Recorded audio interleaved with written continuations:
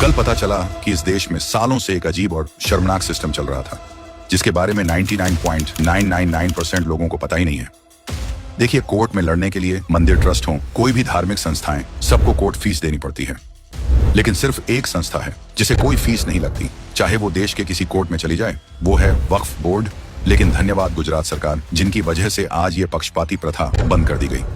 Gujarat high court ने ऐतिहासिक फैसला सुनाते हुए कहा कि कोर्ट में लड़ रहे हैं तो कोर्ट फीस देनी ही पड़ेगी।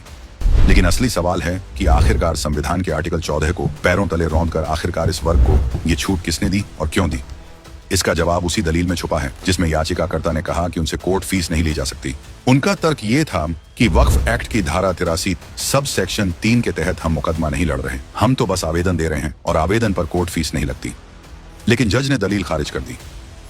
अब सवाल यह है कि वक्फ एक्ट और 83 जैसे स्पेशल धाराएं किसने इन्हें बनाकर दी होंगी? 1954 में नेहरू सरकार ने वक्फ एक्ट लाकर इसकी नींव रखी और 1995 में सोनिया गांधी के समय में वोट बैंक की राजनीति में वक्फ बोर्ड को शक्तिशाली बना दिया। तब से लेकर आज तक वक्फ बोर्ड देश की अदालतों में केस लड़ता रहा, लेकिन फीस नहीं देता। यकीन मानिए, अगर ऐसी छूट किसी हिंदू, सिख, जैन, बौद्ध को मिली होती तो लोकतंत्र खतरे में पड़ जाता। लेकिन इतने सालों से जब ऐसा खुला भेदभाव चल रहा था, तब राहुल गांधी को सब नागरिक बराबर हैं क्यों याद नहीं आया? लेकिन 2025 में 2 गुजराती दिमागों ने इस पूरे ढांचे को हिला दिया।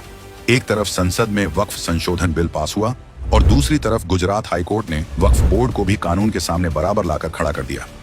क्या पता अब बाकी भाजपा शासित राज्य भी इस मिसाल को आगे बढ़ाएं? इसलिए चाहे असम हो या बंगाल, भाजपा सरकार है तो हिंदुओं को हर जगह न्याय मिलेगा।